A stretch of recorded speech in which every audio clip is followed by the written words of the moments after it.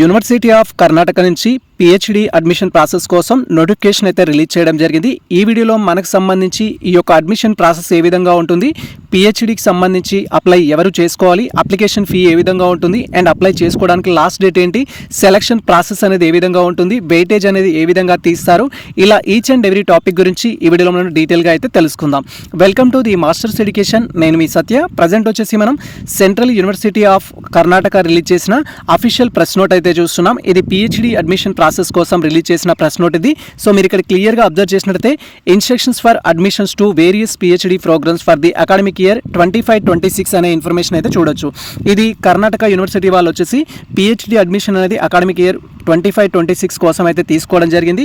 దీనికి సంబంధించిన each and every topic గురించి మనం డీటెయిల్గా తెలుసుకుందాం. పాయింట్ 1 మనం అబ్జర్వ్ చేసినట్లయితే సో ఇక్కడ అడ్మిషన్స్ అండర్ ఎలిజిబుల్ క్యాండిడేట్స్ సంబంధించిన ఇన్ఫర్మేషన్ అయితే ఇచ్చారు. So the following candidates can register through the online అనేది ఇచ్చారు. అప్లికేషన్ వచ్చేసి మనకు ఆన్లైన్లో ఉంటుంది. మీరు ఒకవేళ ఎలిజిబుల్ క్యాండిడేట్స్ అయినట్లయితే మీకు సంబంధించి పిహెచ్డి అడ్మిషన్స్ కోసం ఆన్లైన్లో అయితే అప్లై చేసుకోవాలి. ఆన్లైన్లో అప్లై ఏ విధంగా చేయాలనేది కూడా మేము డీటెయిల్ వీడియో చేస్తాము.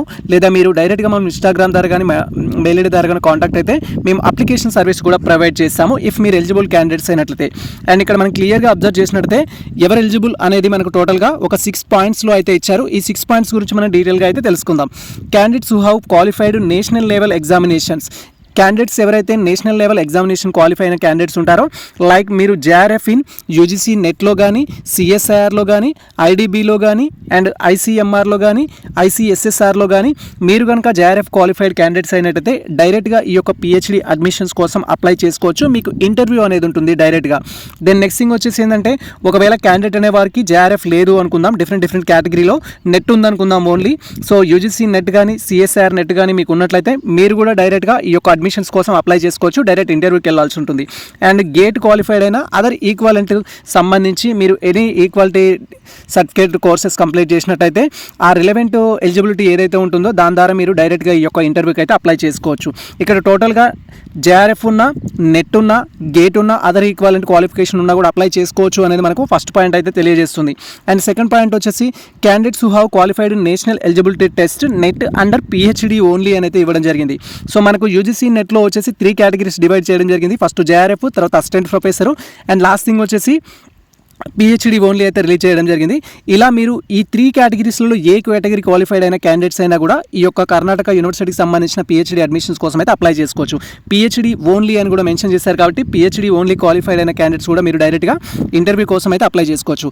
అండ్ థర్డ్ పాయింట్ వచ్చేసి candidates who have secured DST inspire fellowship. So మీరు సైన్స్ స్టూడెంట్స్ కానీ, ఆర్ట్స్ స్టూడెంట్స్ కానీ మీరు ఇన్స్పైర్స్ ఫెలోషిప్ కనుక సెలెక్ట్ అయినట్లయితే మీరు కూడా ఈ యొక్క పిహెచ్డి అడ్మిషన్స్ కోసం డైరెక్ట్గా అప్లై చేసుకోవచ్చు. ఆన్లైన్ అప్లికేషన్ అయితే ఉంటుంది.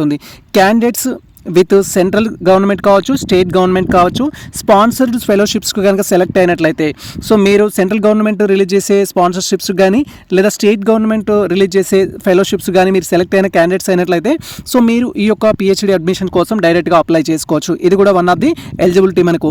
సో క్యాండిడేట్స్ అనేవారు నేషనల్ లెవెల్ కానీ, స్టేట్ లెవెల్ కానీ టీచర్స్ ఫెలోషిప్ హోల్డర్స్ అయినట్లయితే మీరు కూడా ఈ యొక్క ఆన్లైన్ అప్లికేషన్ అనేది చేసుకోవచ్చు. టోటల్గా పాయింట్ 1 నుంచి పాయింట్ 5 వరకు మనకు ఎలిజిబిలిటీస్ అయితే ఇవ్వడం జరిగింది. వీటిలో ఏ కేటగిరీ కింద మీరు వచ్చినా కూడా ఈ యొక్క అప్లికేషన్ కోసం అయితే మీరు అప్లై చేసుకోవచ్చు అనేది మనకు అక్కడ మెన్షన్ చేశారు. సెకండ్ పాయింట్ వచ్చేసి మనకు candidate must register through the online అంటున్నారు అడ్మిషన్స్ కోసము.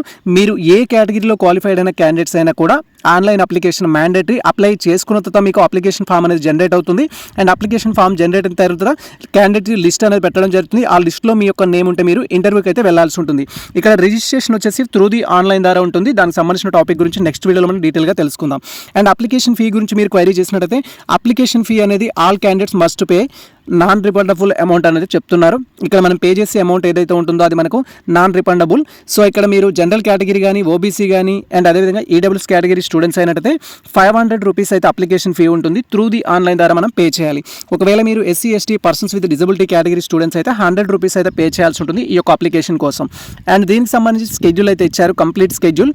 సో మనకు ఆన్లైన్ రిజిస్ట్రేషన్ ఎప్పటి నుంచి స్టార్ట్ అవుతుంది, లాస్ట్ డేట్ డేట్ ఏంటి, ఫర్దర్ కేటగిరీకి సంబంధించిన ఇన్ఫర్మేషన్ క్లియర్గా మెన్షన్ చేశారు.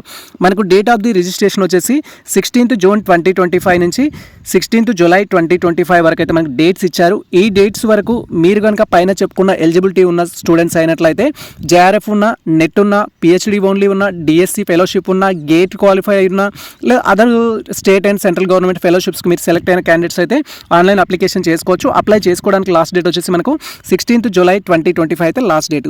And date of the declaration of the eligible candidates అనేది ఇవ్వడం జరిగింది.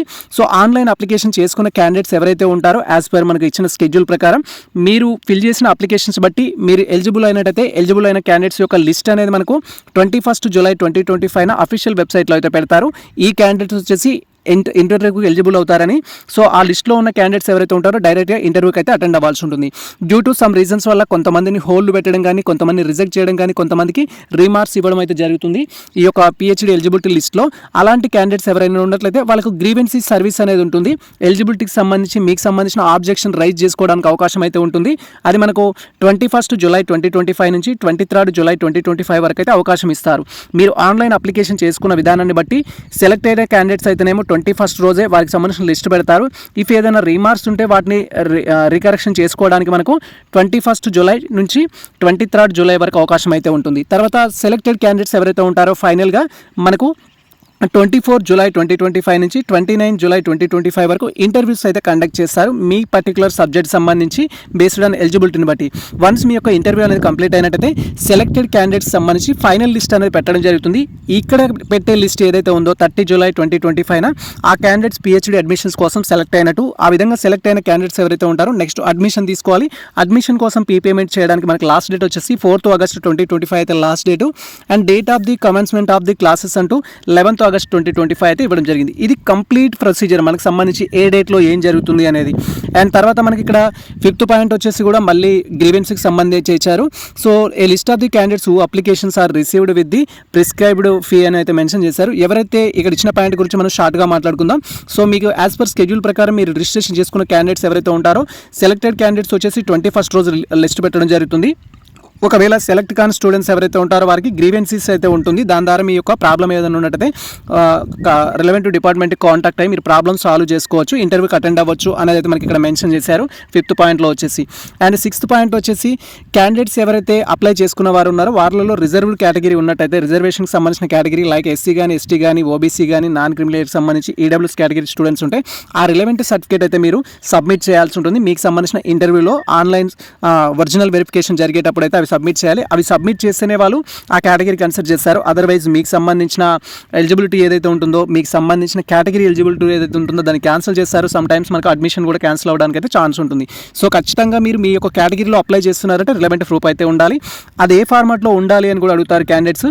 So the candidates are visited the advise to visit the website for the concern certificate format అనేది ఇవ్వడం జరిగింది. మీరు వెబ్సైట్ విజిట్ చేసి ఆ ఫార్మాట్ అయితే డౌన్లోడ్ చేసుకోవాలి. నేను నెక్స్ట్ వీడియోలో ఫార్మాట్ గురించి కూడా మీకు ఎక్స్ప్లెయిన్ చేస్తాను. అండ్ పిహెచ్డి ప్రోగ్రామ్స్ ఏ సబ్జెక్ట్స్కి ఉన్నాయని మీరు క్వైరీ చేస్తే వాటికి సంబంధించిన ఎలిజిబిలిటీస్ కూడా ఇవ్వడం జరిగింది. మనకి ఇక్కడ పిహెచ్డి హిందీ కావచ్చు, కన్నడ, ఇంగ్లీష్, ఎకనామిక్స్, మేనేజ్మెంట్ ఇలా మల్టిపుల్ సబ్జెక్ట్స్ అయితే ఉన్నాయి మనకు టోటల్గా. సో ఇవన్నీ మనకు పిహెచ్డి అడ్మిషన్ సంబంధించిన సబ్జెక్ట్స్. దీనికి సంబంధించిన ఎలిజిబిలిటీ క్రైటీరియా అయితే ఇచ్చారు. నేను ఒక సబ్జెక్ట్కి అయితే మీకు ఇన్ఫర్మేషన్ ఇస్తాను. రిమైనింగ్ థింగ్స్ అయితే మీరు అనాలిసిస్ చేసుకోండి. ఫర్ ఎగ్జాంపుల్ నేను ఇక్కడ ఎకనామిక్స్కి అయితే చెప్తున్నాను. ఎకనామిక్స్ అప్లై చేయాలి అనుకుంటే మీరు ఆ రిలవెంట్ సబ్జెక్ట్లో ఎంపిల్ కంప్లీట్ చేసి ఉండాలి. లేదు అనుకుంటే master degree in economics complete చేసి ఉండాలి. కంప్లీట్ చేసినట్టయితే మీరు యొక్క పిహెచ్డి ప్రోగ్రామ్ ఎకనామిక్స్కి అప్లై చేయొచ్చు. లేదా ఈక్వల్ డిగ్రీస్ ఏవైతే ఉంటాయో ఈక్వలెంట్ డిగ్రీస్ వాటికి మీరు అప్లై చేసినట్టయితే మీరు యొక్క పిహెచ్డి ఎకనామిక్స్కి అయితే అప్లై చేసుకోవచ్చు. అండ్ అదేవిధంగా అప్లై చేయాలంటే మీ పీజీలో ఎంత పర్సెంటేజ్ ఉండాలంటే ఇఫ్ మీరు ఓసీ క్యాండిడేట్స్ అయినట్టయితే 55% అనేది మీ యొక్క పీజీలో ఉండాలి. ఇఫ్ మీరు రిజర్వ్డ్ కేటగిరీ స్టూడెంట్స్ అయినట్టయితే లైక్ 50% వచ్చేసి SC, ST, persons with disability, OBC category students ఎవరైతే ఉంటారో వారికి 50% అనేది ఈ యొక్క పీజీలో అయితే ఉండాల్సి ఉంటుంది. ఇవి మనకు సబ్జెక్ట్ వైజ్గా ఎలిజిబిలిటీ క్వాలిఫికేషన్కి సంబంధించి ఫస్ట్ నెట్ సెట్ దానికి సంబంధించిన ఫస్ట్ స్టార్టింగ్లో చెప్పుకున్న ఫెలోషిప్స్ ఉండాలి. అండ్ ఆ పర్టికులర్ సబ్జెక్ట్లో మీరు పీజీ కూడా కంప్లీట్ చేసి ఉండాలి. అప్పుడు మీరు అప్లై చేసుకోవచ్చు. దెన్ నెక్స్ట్ థింగ్ వచ్చేసి ఏంటంటే ఈ యొక్క పిహెచ్డి సెలక్షన్ ప్రాసెస్ సంబంధించి ఏ విధంగా ఉంటుందనేది చెప్పడం జరిగింది. సో ఇక్కడ మనకు 3 పాయింట్స్ అయితే మెన్షన్ చేశారు సెలక్షన్ ప్రాసెస్ సంబంధించి. ఫస్ట్ పాయింట్ వచ్చేసి 70% వేజేజ్ అయితే ఉంటుంది. ఆ వేటేజ్ దేనికి ఉండడం జరుగుతుందంటే JRF, NET and allied qualifications ఉన్న స్టూడెంట్స్ ఎవరైతే ఉంటారో వారికి ఇవ్వడం జరుగుతుంది. అండ్ ఆన్లైన్ టెస్ట్ కూడా కండక్ట్ చేశారు. టోటల్గా ఈ ప్రాసెస్ ఏదైతే ఉందో JRF, NET and PG programme సంబంధించి అండ్ ఆన్లైన్ టెస్ట్కి సంబంధించి టోటల్గా 70% అనేది తీయడం జరుగుతుంది. 30% వెయిటేజ్ వచ్చేసి మీకు ఆన్లైన్ ప్రజెంటేషన్ వైవాకి సంబంధించి మీకు సంబంధించిన ఇంటర్వ్యూ సెక్షన్కి సంబంధించిన దాని నుంచి 30% మార్క్స్ అయితే తీస్తారు. ఇక్కడ మనకు దానికి సంబంధించిన మార్క్స్ ఏ విధంగా అలకేట్ చేస్తారనేది టోటల్ కంప్లీట్ ఇన్ఫర్మేషన్ ఇచ్చారు. మీరు ఇక్కడ క్లియర్గా చూడొచ్చు. వెయిటేజ్ వచ్చేసి 70% అనేది ఇవ్వడం జరిగింది. సో ఈ 70% వెయిటేజ్ని ఏ విధంగా అలకేట్ చేస్తారంటే 70% వెయిటేజ్ టోటల్గా మనకు 50 marks, 10 marks and then 10 marks 70 marks అనేది ఇక్కడ తీయడం జరుగుతుంది. ఈ మార్క్స్ ఏ విధంగా అలకేట్ చేస్తారు అనేది 70 మార్క్స్ అనేది జేఆర్ఎఫ్ కనుక మీకు ఉంటే జేఆర్ఎఫ్ ఇన్ యూజీసీ నెట్ కానీ, సిఎస్ఆర్ నెట్ కానీ, డీబీటీ కానీ ఎక్సెట్రా అదర్ ఈక్వాలెంట్లో మీకు జేఆర్ఎఫ్ కనుక ఉండుంటే మీకు 50% మార్క్స్ మ్యాక్సిమం అనమాట. ఆ జేఆర్ఎఫ్ ఉన్నందుకు మీకు 50 మార్క్స్ అనేది ఇవ్వడం జరుగుతుంది. మీకు జేఆర్ఎఫ్ లేదు, ఓన్లీ యూజీసీ నెట్ మాత్రమే ఉంది అనుకుంటే సో అక్కడ మీకు వచ్చేసి ఏంటంటే యూజీసీ నెట్ కానీ, సిఎస్ఆర్ నెట్ కానీ, పిహెచ్డి ఓన్లీ కానీ, గేట్ కానీ ఉంటే 40 మార్క్స్ అనేది ఇవ్వడం జరుగుతుంది. సో అక్కడ 10 మార్క్స్ కట్ అవుతాయి. వెన్ కంపేర్ విత్ జేఆర్ఎఫ్తో పోల్చుకుంటే జేఆర్ఎఫ్ ఉన్న వాళ్ళకేమో 50 మార్క్స్ ఇస్తున్నారు, జేఆర్ఎఫ్ లేని వారికి ఎంత ఇస్తున్నారంటే 40 ఇస్తున్నారు. దెన్ ఒకవేళ మీరు ఇన్స్పైర్స్ ఫెలోషిప్స్ క్వాలిఫై అయిన క్యాండిడేట్స్ కానీ other state and central government release చేసే ఫెలోషిప్స్ క్వాలిఫై అయిన క్యాండిడేట్స్ అయితే మీకు 45 మార్క్స్ అయితే ఇవ్వడం జరుగుతుంది. ఇలా మీకు మార్క్స్ ఏ విధంగా అలొకేట్ చేస్తారు అనే ఇన్ఫర్మేషన్ అయితే ఉంది. టోటల్గా 50 మార్క్స్ సంబంధించిన ఇన్ఫర్మేషన్ ఇది. దెన్ మనకి ఇంకా 10 మార్క్స్ వచ్చేసి ఏంటంటే పీజీ ప్రోగ్రామ్స్ని బట్టి, పీజీలో మీ యొక్క పర్సంటేజ్ని బట్టి, మీ యొక్క పీజీ పర్సంటేజ్ కనుక 80 అబోవ్ ఉంటే 10 మార్క్స్ వస్తుంది. అండ్ 60 to 80 ఉంటే 8 మార్క్స్ ఇస్తారు. అండ్ తర్వాత 55 to 60 మధ్యలో ఉంటే మీకు 6 మార్క్స్ అయితే ఇవ్వడం జరుగుతుంది. ఫర్ ఎగ్జాంపుల్ మీకు 6 పీజీలో వచ్చేసి ఎంతంటే 6 కానీ 5.8 కానీ సంథింగ్ ఉందనుకుందాం CGPA. అలా ఉన్నట్టయితే జస్ట్ మీకు 6 మార్క్స్ అనేది ఇవ్వడం జరుగుతుంది. మీకు యూజీసీ నెట్ మాత్రమే ఉందంటే దాంట్లో 40 మార్క్స్ ఇస్తారు. అండ్ ఇక్కడ వచ్చేసి మీకు 6% 60% ఉంది కాబట్టి 46 మార్క్స్ అనేది రావడం జరుగుతుంది. బట్ టోటల్గా ఎంత ఇది? సో పీజీ అది కలుపుకుంటే 60 మార్క్స్ కానీ మీకు ఎంత వస్తుందంటే 46 రావడం జరుగుతుంది. సో దీనికి సంబంధించిన క్యాలిక్యులేషన్ మీరు ఒకసారి అర్థం చేసుకోండి, సరిపోతుంది. తర్వాత వచ్చేసి ఏంటంటే ఇప్పుడు 10 మార్క్స్, 50 మార్క్స్, 60 మార్క్స్ దీనికి సంబంధించిన ఇన్ఫర్మేషన్ అయిపోయింది. రిమైనింగ్ 70 అంటే సో ఇక్కడ వచ్చేసి 10 మార్క్స్ అయితే ఉంటుంది. 10 మార్క్స్ ఏ విధంగా ఉంటుందంటే మీకు ఇంటర్వ్యూ అనేది కండక్ట్ చేస్తారు. సో బిఫోర్ ఇంటర్వ్యూ ఏదైతే ఉంటుందో మీకు ఇంటర్వ్యూ కంటే ముందు ఒక ఆన్లైన్ టెస్ట్ అయితే కండక్ట్ చేయడం జరుగుతుంది. మీకు ఆన్లైన్ రిటర్న్ టెస్ట్ అనేది దట్ టు బి మీకు రీసెర్చ్కి సంబంధించి రీసెర్చ్ టాపిక్ల నుంచి క్వశ్చన్స్ అయితే అడుగుతారు. మీకు ఏ విధంగా ఉంది రీసెర్చ్ మీద ఇన్ఫర్మేషన్ అనేది ఆ టాపిక్స్ నుంచి 10 మార్క్స్కి అయితే మనకు ఆన్లైన్లో టెస్ట్ పెడతారు. ఆ టెస్ట్ కూడా మీరు మీ యొక్క ఇంటి దగ్గరే ఉండి రాసుకోవచ్చు త్రూ ది మీ యొక్క అలర్టెడ్ సిస్టమ్ ద్వారా. సో అలా రాసుకోవచ్చు. ఇక్కడ మొత్తం ప్రాసెస్ కూడా మీకు ఆన్లైన్లోనే జరుగుతుంది, ఏది కూడా మీకు ఆఫ్లైన్లో ఉండదు. సో ఇక్కడ మనకు 10 మార్క్స్ అయితే ఇవ్వడం జరుగుతుంది ఆ టెస్ట్కి. ఈ టెస్ట్ కంప్లీట్ అయితే మొత్తంగా 50 మార్క్స్, 10 మార్క్స్, 10 మార్క్స్ 70 మార్క్స్ అయితే ఇది ఉంటుంది. బేస్డ్ ఆన్ మీకు టెస్ట్లో వచ్చిన రిజల్ట్ బట్టి టెస్ట్లో మీకు ఒకవేళ 6 రావచ్చు, 4 రావచ్చు, 5 రావచ్చు, ఏదో ఒక మార్క్స్ రావచ్చు. వాటన్నిటిని కలుపుకుంటారనమాట.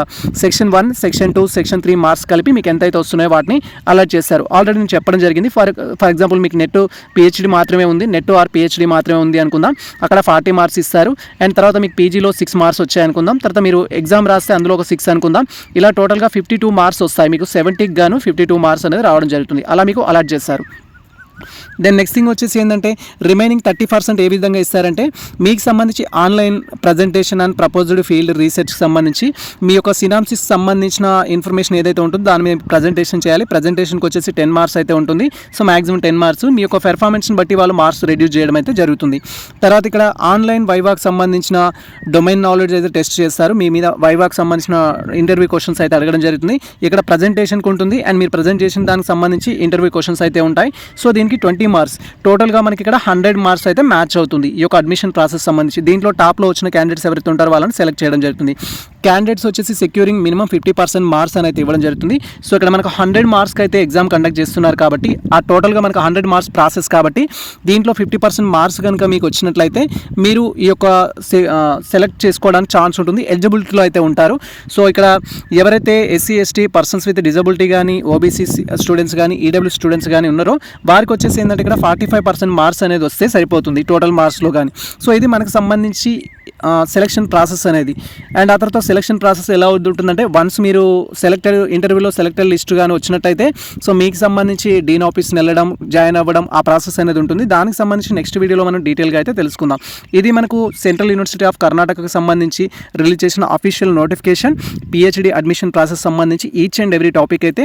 ఈ ఇన్ఫర్మేషన్ మీకు నచ్చినట్లయితే మన వీడియో లైక్ చేయండి, మన ఛానల్ని సబ్స్క్రైబ్ చేసుకోండి. ఇలాంటి లేటెస్ట్ అప్డేట్స్ కోసం మన ఛానల్ని ఫాలో అవుతుండండి, కుదిరితే మిత్రులకు షేర్ చేయండి. All the best all. Thank you for watching this video.